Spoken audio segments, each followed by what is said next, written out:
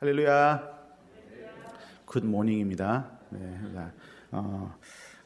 자, 우리가 이 1절을 다시 한번 읽어보면 장로인 나는 택하심을 받은 부녀와 그의 자녀들에게 편지하노니 내가 참으로 사랑하는 자여 나뿐 아니라 진리를 아는 모든 자도 그리한 것은 이라고 적혀 있는데요. 사도 요한은 이제 이 부녀와 그의 자녀들에게 편지하노니 하고 발신자와 수신자를 이렇게 밝히면서 오늘의 내용을 시작하고 있습니다. 이 서신의 발신자는 누구일까요? 힌트가 오늘 말씀해 있습니다. 요한이죠, 요한.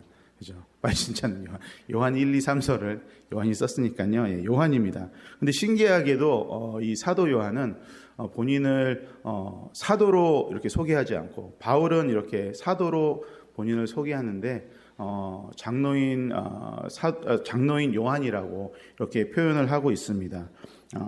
과연 장로는 헬라어로 프레스비테로스 하면 좀 되게 익숙한 말이죠. 그죠? 우리 영어로 장로교회 할 때 프레스비테리안에서 그 프레스비테리안이 프레스비테로에서 나온 말인데요. 사도 요한은 본인을 사도로 소개하지 않은 이유는 예수님의 사도로서의 권위가 너무 강하기 때문에 조금 더 approachable, 조금 더 이게 편하게 다가가기 위해서 가르치고 권면하기 위해서 본인을 이렇게 장로로 오늘 소개하고 있습니다. 그래서 이 장로직이 장로의 역할이 교회에서 얼마나 중요한지 모르겠어요. 정말 이렇게 사랑하는 자리고 가르치는 자리고 권면하는 자리고 위로하는 자리입니다. 그래서 우리 교회 장로님들도 정말 얼마나 중요한 분들인지 모르겠습니다. 장로님들 화이팅 하십시오. 네. 그래서 발신자는 장로인 요한으로 소개가 되고 또 그리고 수신자는 택하심을 받은 부녀와 자녀들이라고 적혀 있습니다. 그래서 이렇게 읽어보시면 역시 부녀하면 여성들이거든요. 참 교회 여성들이 중요하지 역시.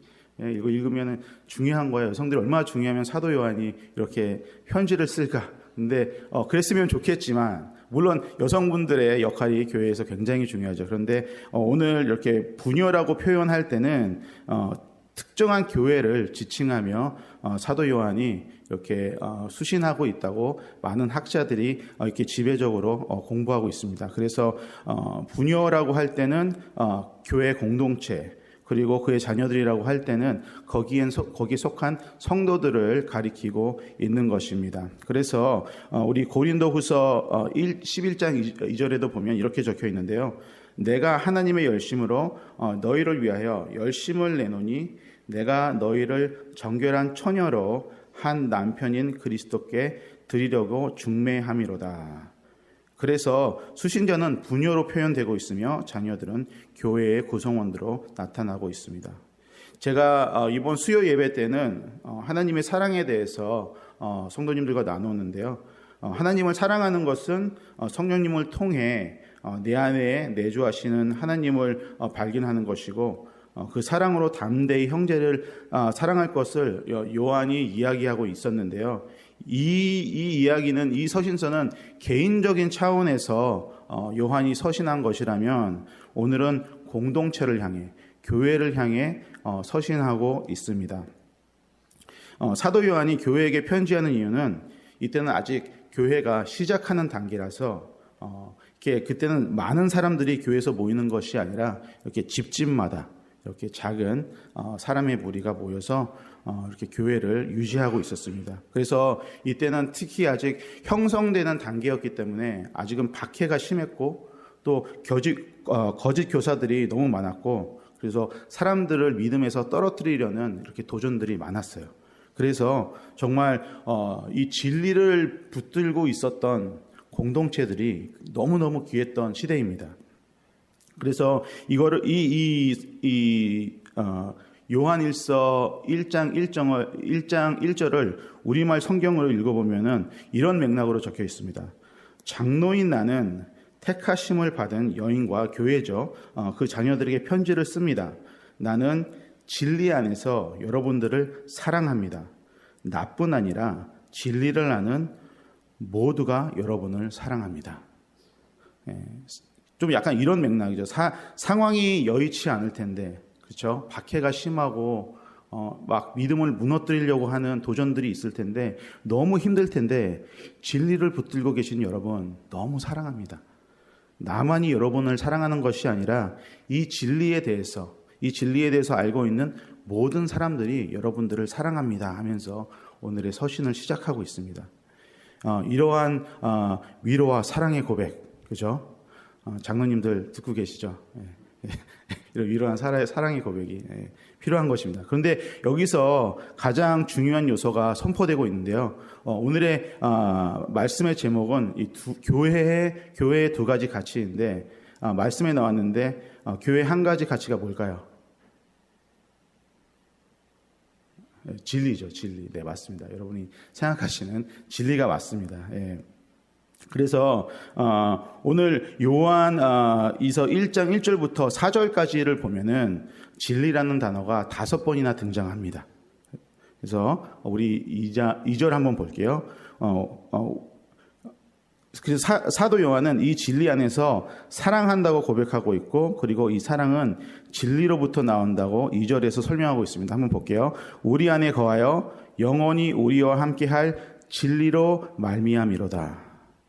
진리가 오늘 핵심 주제 중에 하나인데요. 진리가 오늘 무엇인지 정의가 한번 필요할 것 같습니다. 진리, 영어로는 truth, 그죠? 성도님들은 진리가 무엇이라고 고백하면서 살고 계신가요? 한번 생각해 보시기를 원해요. 나에겐 진리가 뭐지? 그죠? 한번 생각해 볼 필요가 있는데요. 진리는 굉장히 또 심플하죠. 어떻게 보면은 진리는 예수님이십니다. 아멘. 그래서 우리가 요한복음 14장 16절에는 예수님이 본인을 who I am, 내가 이거다라고 이렇게 표현하고 있는데요. 이 구절은 다 잘 아실 거예요. 우리 한번 같이 고백해 볼게요. 함께 읽어보겠습니다. 예수께서 이르시되 내가 곧 길이요 진리요 생명이니 나로 말미암지 않고는 아버지께로 올 자가 없느니라. 여러분들 진리는 예수님이세요. 네, 아멘. 2절을 다시 한번 살펴보면요. 우리 안에 거하시고 영원히 우리와 함께할 진리라고 선포되고 있는데요. 그럼 진리가 과연 우리 안에 어떻게 거할 수 있죠? 진리이신 진리의 영이신 성령님이 우리 안에 거함으로 우리 안에 진리이신 예수님도 거하는 거예요. 저번 수요일의 예배 때와 맥락이랑 비슷하죠. 진리이신 성령님이 우리 안에 거함으로 하나님이 거하는데 진리이신 성령님이 거함으로 예수님도 거하는 겁니다. 여러분 이게 너무 놀랍지 않습니까? 결국에는 이게 정말 큰 선물이에요, 우리에게는. 그죠? 성령님이 우리 안에 거하심으로 아버지가 우리 안에 거하시고, 또 요한 이서에서는 성령님이 우리 안에 거하심으로 진리이신 예수님이 거하신대요. 그러면 성령님을 받아들임으로 인해서 사랑이신 아버지가 거하시고, 진리이시고 생명이신 예수님이 거하시고, 그리고 보혜사이신 성령님이 거하세요. 그렇죠? 우리가 성령님을 우리 삶에 받아들임으로 인해서 성부, 성자, 성령이 이 세상의 최고의 선물 3종 세트가 우리 안에 주어진 거예요. 아멘. 그래서 이 시대가 거짓 교사들과 박해와 거짓 뉴스 이런 것들이 난무했지만 지금도 크게 달라진 것이 없습니다. 우리가 사는 세상에서도 너무 이런 박해가 심하죠. 지금도 이단들, 거짓 뉴스들, 우리의 시선을 빼앗는, 우리의 시선을 진리로부터 빼앗는 것들이 얼마나 많은지 모릅니다. 그렇죠?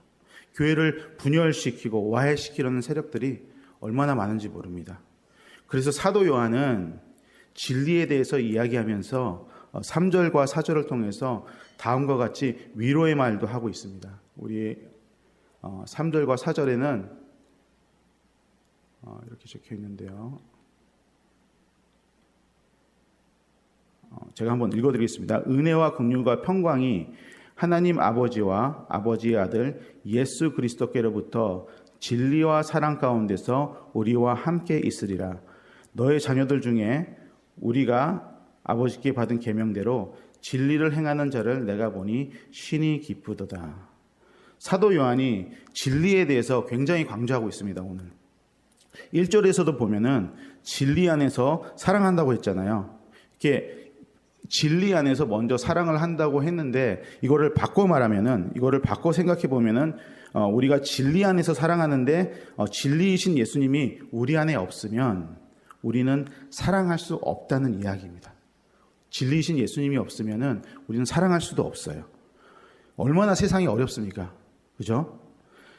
나 하나, 내 가족 하나 사실은 부양하기도 너무 힘든 세상인데, 이렇게도 힘든 세상인데 사실 남을 어떻게 사랑해요? 우리 너무 바쁘잖아요. 정말 하루하루가 정말 눈 뜨면 금방 밤이 오듯이 정말 너무 바쁜데 우리가 어떻게 사랑을 할 수 있습니까? 그런데 우리 성도님들 보면은 얼마나 사랑하시는지 모릅니다. 사랑이 넘쳐요. 진리이신 예수님이 우리 안에 계셔서 그게 가능한 것이죠. 그래서 3절에서는 예수 그리스도의 진리와 사랑이 있으면 은혜와 긍휼과 평강이 우리와 함께 있는다고 합니다. 그래서 이 3절을 보면은, 제가 3절로 돌아가 볼게요. 3절을 보면은 아직 여기는 도입부예요. 은혜와 긍휼과 평강이 하나님 아버지의 아들 예수 그리스도께로부터 진리와 사랑 가운데 우리와 함께 있으리라. 여기는 아직 도입부인데 보통 도입부에는 이렇게 이런 말로 인사를 해요. 은혜와 긍휼과 평강이 있을지어다. 그런데 사실은 사도 바울도 그렇고 보통 보면은 은혜와 평강이 있을지어다 이렇게 보통 말하는데 요한은 이 공동체를 너무 사랑하는 거예요. 그래서 보너스로 긍휼까지 이렇게 덤으로 이렇게 얹어줍니다. 그래서 은혜와 긍휼과 평강이 있을지어다라고 인사하고 있어요. 그런데 우리가 여기서 생각해 볼 거는 이게 어떤 은혜와 어떤 긍휼과 어떤 평강으로 우리한테 인사를 하는지 좀 알기를 원합니다. 여러분 인생에서 우리가 정말 은혜를 주셔서 감사합니다 이렇게 기도하잖아요. 은혜에 감사하는데 여러분들한테는 이 은혜가 어떤 은혜인지 너무 궁금해요. 이 은혜가 그냥 오늘 하루를 버티게 하는 은혜인지, 그냥 오늘 하루를 살게 하셔서, 오늘 숨쉬게 하셔서, 아니 오늘 있었던 일에 대한 은혜를 감사하는 건지. 근데 사실 이 은혜는 정말 우리 본질에 대한 은혜예요. 본질의 죄로부터 우리를 구원하신 예수 그리스도로 인한 은혜를 정말 우리는 감사해야 되는 거예요. 예수 그리스도에 대한 제사함에 대한 은혜이고, 또 이 평강은 이제 사망에서 생명으로 옮긴 사람들의 이제 그 길에 대해서 우리 이 생명의 길에서는 우리가 이제 평강을 맛볼 수 있는 거예요.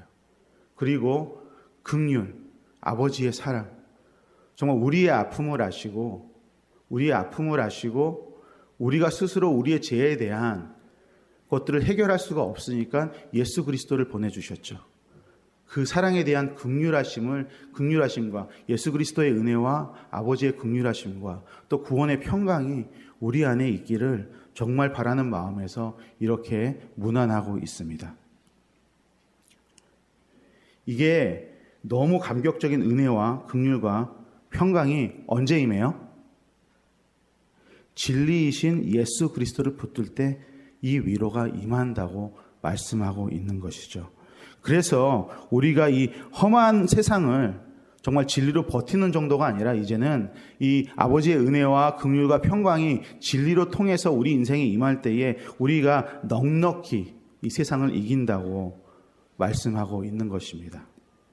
그래서 4절에도 자녀들 중에 곧 교회의 신자들 중에 진리를 행하는 자, 이 험한 세상 속에서 거짓 가르침과 유혹과 적그리스도와 이 적그리스도가 난무한 세상 속에서 예수 그리스도의 가르침과 예수님을 붙들고 사는 것을 보니 참 기쁘다. 그죠? 여러분들 지금 얼마나 잠과 싸우시고 나왔습니까? 그죠? 너무 자고 싶잖아요. 5분만 더 있다가 교회 갈까? 여기 나오신 분들 다 하나님이 보시기에 심히 기쁘신 거예요. 계명대로 진리를 행하는 자, 너무 예수님을 사랑하셔서 이 자리에 나오기를 결정하신 자, 이런 분들, 여러분들을 볼 때 정말 심히 기쁘시다는 거예요. 그래서 요한 1서 3장 23절은 이걸 이렇게 확증하고 있습니다. 이제 금방 넘어가 볼게요.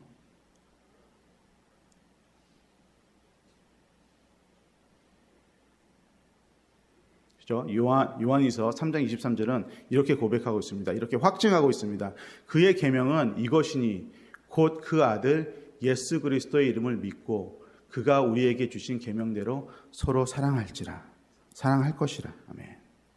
그렇기 때문에 사도 요한은 교회를 향해 또 오늘 여기에서 성도님들을 향해 마치 수고했다고 이야기하고 있는 것 같습니다.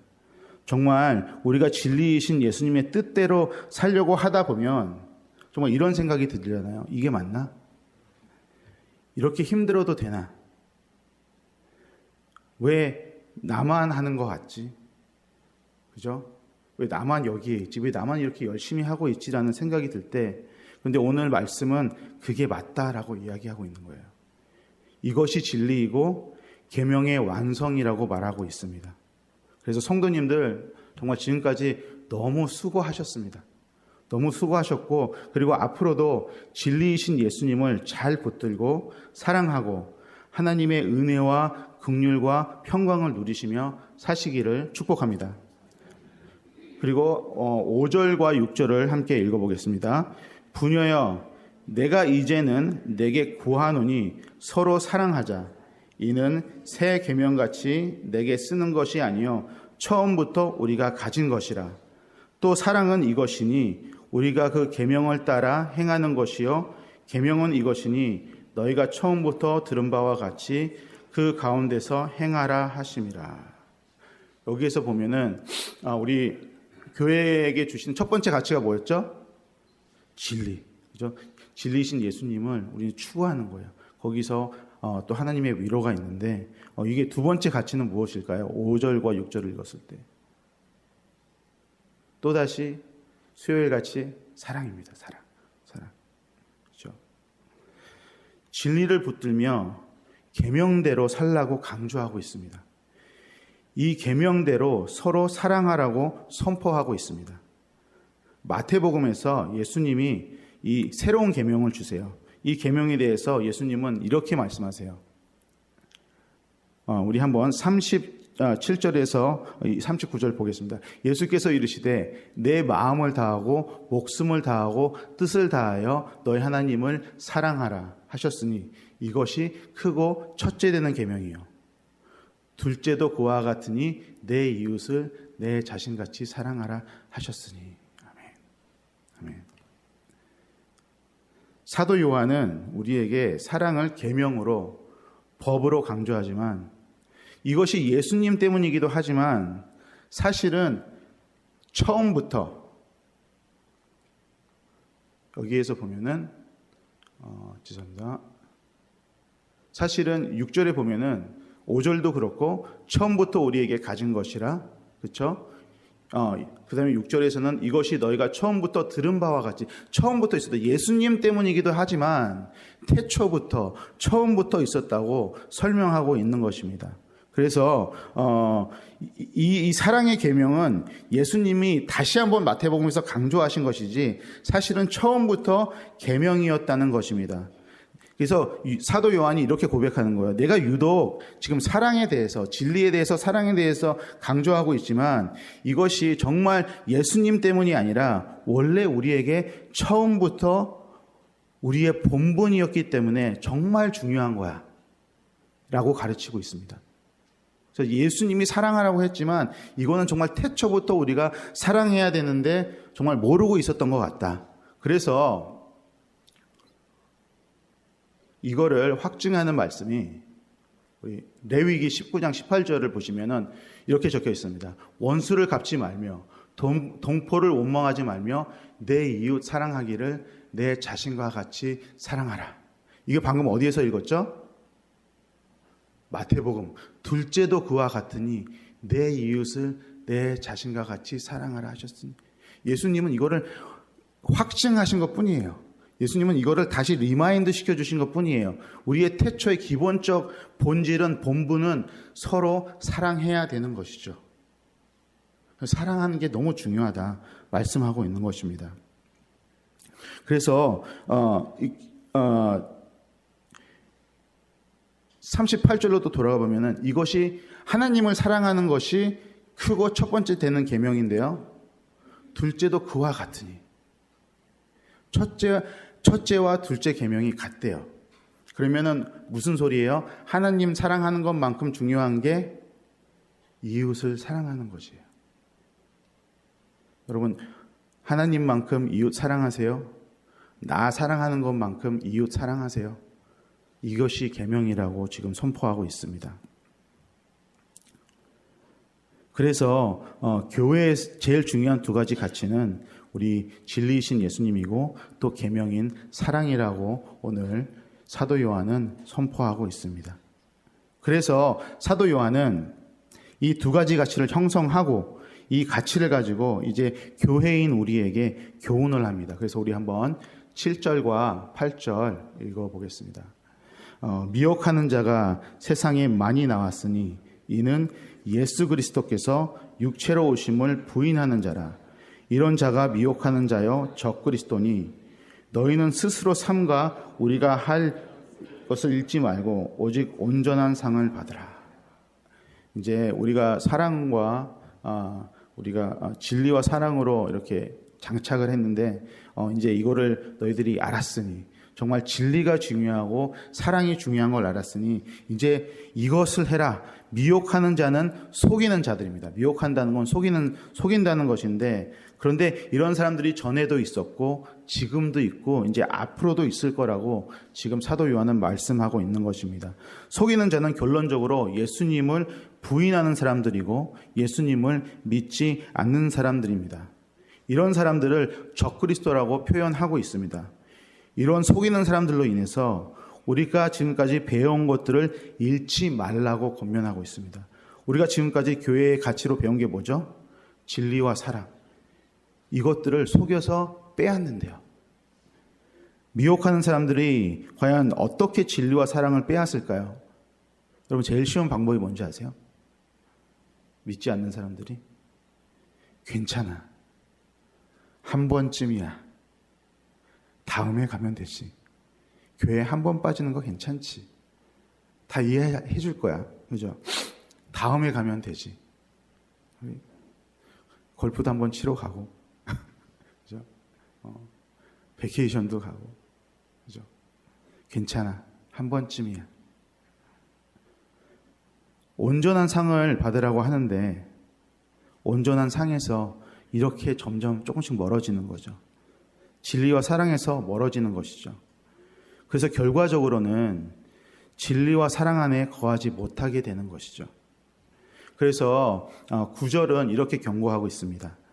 지나쳐 그리스도의 교훈 안에 거하지 아니하는 자는 다 하나님을 모시지 못하되 교훈 안에 거하는 그 사람은 아버지와 아들을 모시느니라. 여기서 지나쳐라는 말이 참 무서운 말이에요. 사실은 이게 우리가 빨리 읽다 보면 이 지나쳐를 금방 지나칠 수 있어요. 그래서 지나쳐를 잘 봐야 돼요. 지나쳐. 이렇게 영어 ESV 성경에는 이렇게 적혀 있어요. Everyone who goes on ahead. 약간 이게 어떤 맥락이냐면은 대수롭지 않게 여기고 넘어가다. 대수롭지 않게 여기고 넘어가다. 라는 뜻인데요. 오늘의 교훈이 뭐죠? 진리와 사랑인데요. 이것을 대수롭지 않게 여기고 넘어가는 자는 이 교훈에 거하지 아니하는 자래요. 이 교훈에 거하지 않는 자는 하나님을 모시지 못한다고 적혀 있습니다. 이게 정말 큰일 나는 일이에요. 하나님을 모시지 못하는 것은 이게 다 줄줄이 사탕이에요. 이게 약간 넝쿨체에 걸려 있어요. 이게 하나님을 모시지 못하는 사람은 성령님을 모시지 못하는 것이고 성령님을 모시지 못하는 사람은 진리이신 예수님도 모시지 못하는 것입니다. 온전한 상은 구원인데요. 이거 못 받게 되는 거예요. 예수님이 진리이신 예수님이 우리 안에 우리의 마음의 고백이 그죠? 우리 예수님을 받아들임이 우리의 신앙이 다 도루묵이 되는 거예요. 그래서 이것을 제 형태라고 그러는데요. 하마르티아. 우리 목사님도 한번 얘기하셨죠. 죄를 뜻하는 말인데요. 관역을 벗어나다. 그죠? 온전한 상을 받는 거에서, 우리 구원이라는 상을 받는 거에서 벗어나는 것, 구원에 이르지 못하는 것, 관역을 벗어나는 것, 그죠? 구원에서 떨어지는 것. 대수롭지 않게 여기는 것은 여러분, 죄와 직결되어 있습니다. 이것을 사도 요한이 경고하고 있는 것이에요. 이것을 세상이 너무 잘해요. 그죠? 우리로 하여금 진리와 사랑을, 이것을 실천하는 것을 대수롭게 여기지 않게 생각하는 걸 세상은 너무 잘해요. 괜찮아. 한 번쯤이야. 한 번쯤 빠질 수 있지. 한 번쯤 안 할 수 있지. 한 번쯤 눈 감을 수 있지. 그죠? 그래서 마지막으로 우리 10절과 11절은 이렇게 권면하면서 사도 요한은 마무리합니다. 누구든지 이 교훈을 가지지 않고 너희에게 나아가거든 그를 집에 들이지도 말고 인사도 하지 말라. 그에게 인사하는 자는 그 악한 일에 참여하는 자임이라. 20세기를 대표하던 사상가, 변증가 프랜시스 셰이퍼는 다음과 같이 이야기합니다. 우리의 죽어가는 현 문화 가운데서 예수님은 세상에 어떤 권리를 부여하고 계신다. 그분의 권위에 의거해 모든 그리스도인을 향한 우리의 눈에 보이는 사랑을 기초로 하여 당신과 내가 거듭난 그리스도인들인지 판단할 권리를 세상에 부여하신 것이다. 그렇죠? 오늘 말씀을 통해서 하나님은 두 가지 가치관을 부여하셨습니다. 하나는 진리이고 하나는 사랑인데 우리가 이것을 기준 삼아서 세상에서 분별하면서 살아가야 한다고 말하고 있습니다. 진리와 사랑의 눈으로 경계하면서 살아가야 한다고 말씀하고 있는 것이죠.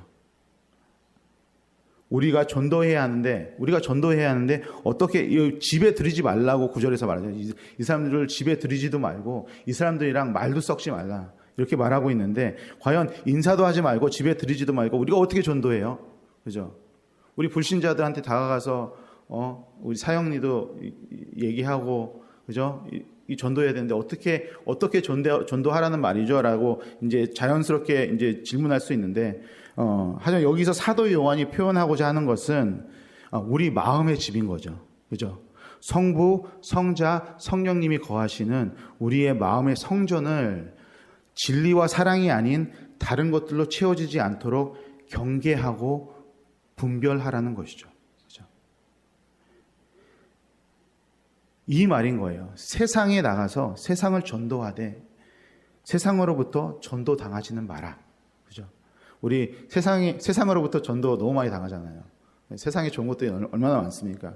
우리는 세상을 진리와 사랑으로 싸워서 전도하는 것이지 세상이랑 타협해서 전도할 수 없다는 말입니다.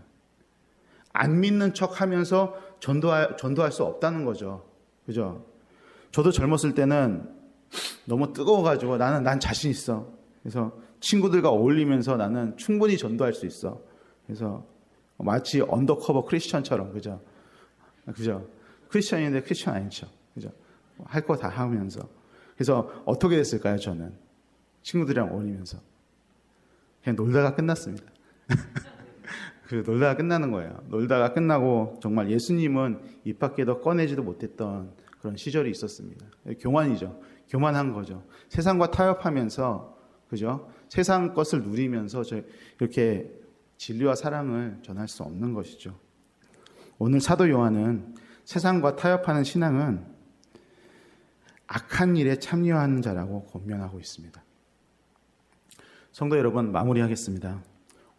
우리는 이 교훈, 이 교회의 가치, 공동체의 가치, 진리와 사랑을 인생의 기준을 삼아서 세상에 치우치지 않고 관역에서 벗어난 삶이 아니라 상급에 합당한 삶을 살아가는 프레스노 한인 장로교회 성도님들 되시기를 이 시간 축복합니다.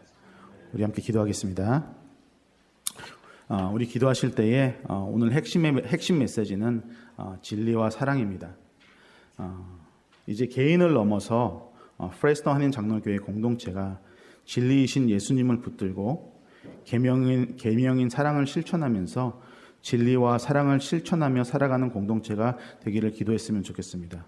이렇게 되기 위해서는 우리의 삶에 반드시 아버지의 은혜와 긍휼과 평강도 함께 필요합니다.